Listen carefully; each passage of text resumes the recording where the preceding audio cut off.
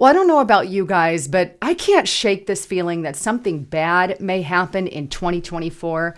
And I say that because thus far, the Democrats have literally done everything in their power to stop Donald J. Trump. And honestly, I don't put anything past them at this point. I mean, they've gone through multiple indictments against a former sitting president with no recourse, taking him off the ballot and the whole 9 yards. So I really see a bumpy road ahead for us. In fact, there's a lot of, shall we call it, fear mongering when it comes to 2024, especially from those on the left. Take a look at what I'm talking about here.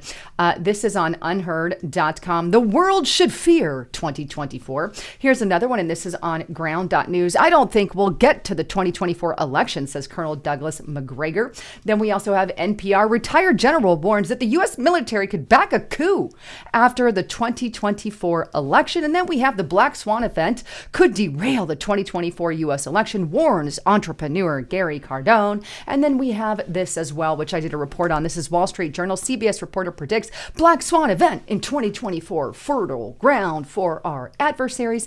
And then we also have this. Putin ally says U.S. civil war will be good for the world.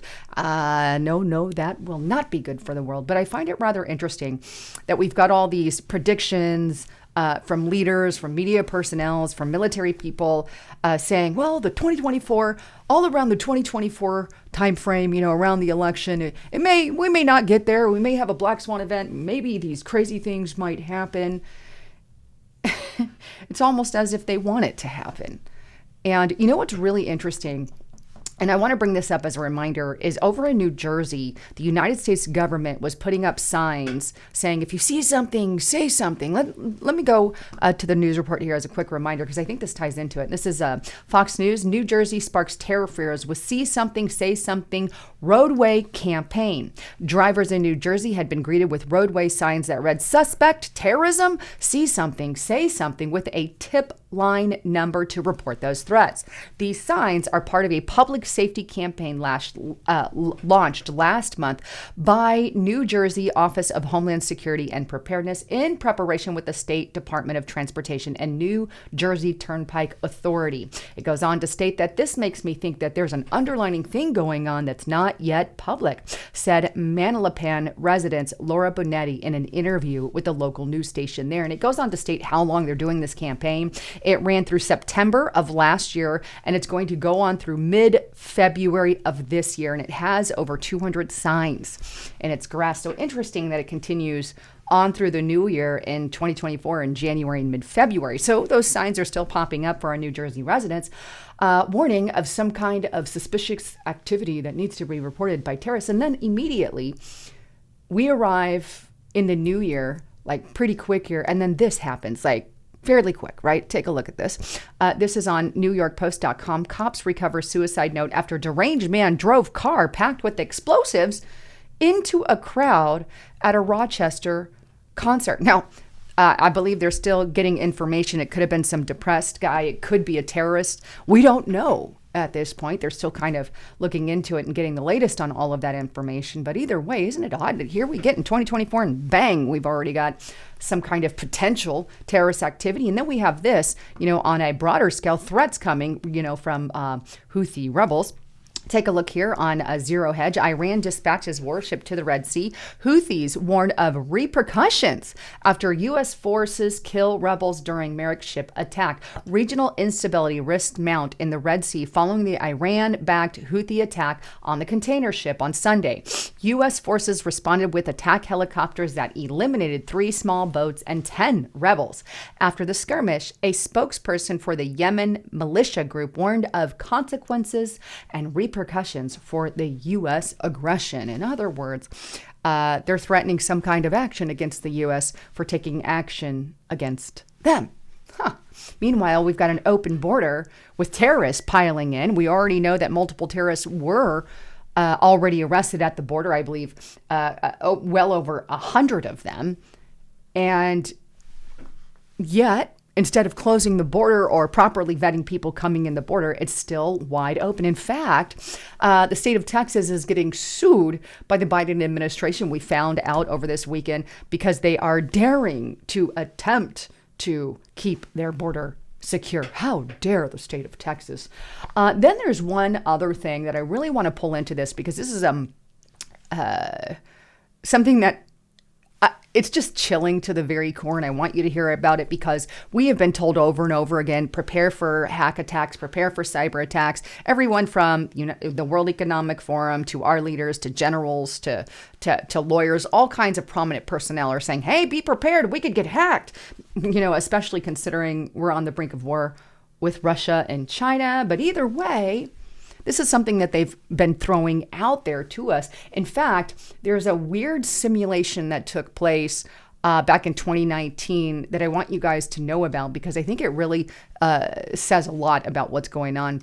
But this young lady here, I want you to hear what she has to say. This is Whitney Webb on why intelligence agencies are running election simulations. Take a listen to this. So basically, this company called Cyber Reason was conducting unusual, I would say, simulations with the Department of Homeland Security, the FBI, and law enforcement in the U.S. They're not a company founded by Americans, by the way. They're all like veterans and still active, more or less, up at Israeli intelligence services, and they basically conducted these simulations of what types of hacks and events, cyber attacks, could trigger the cancellation of a U.S. presidential election and the declaration of martial law. Wow. A simulation of what types of hacks could potentially trigger the cancellation of a United States election and potentially martial law. And here's what she's referencing here. I did some research into this, and I believe I touched base on it back in 2020, but this is a great time to bullet in considering we're in 2024. But this is on QZ.com. A 2020 U.S. election simulation just ended with 32 dead and 200 injured. It goes on to state that a team of hackers last week, back in 2019, squared off against the U.S. Secret Service, the FBI, agents from DHS, and officers of Arlington, Virginia Police Department in a simulated 2020 national election. According to a debriefing document shared with QZ, the imaginary 16-hour day ended in abject chaos, including, among other things, a series of vehicle attacks which killed dozens of people. Hundreds were injured, and authorities were ultimately forced to cancel the vote. So because of all the chaos that transpired in this simulation, they had to cancel it. And here's kind of what they say about it. The election was canceled and people were told to go home. The government declared a state of emergency and martial law. The leaders of the group that attacked the election were fictionist anarchist cell and were eventually identified and arrested. So that's kind of like the end of it all, but they called it Operation Blackout. That's what it was called. And they made up this fictitious swing state called Adversia that they played all this in. But basically, that's what happened during this event. So they had a red team, they had a blue team. The red team would attack, the blue team would attack. I think ultimately, I believe the red team was the one that caused the most chaos. And either way, this is a simulation. And I want to bring it up, especially in light of 2024. They simulate these things and they can cause an awful lot of rumors and speculations about what could happen in future election. And I'll just kind of leave that out there for you to make your own opinion on this simulation. I'm not saying anything is going to happen. I have no idea. I don't know the future.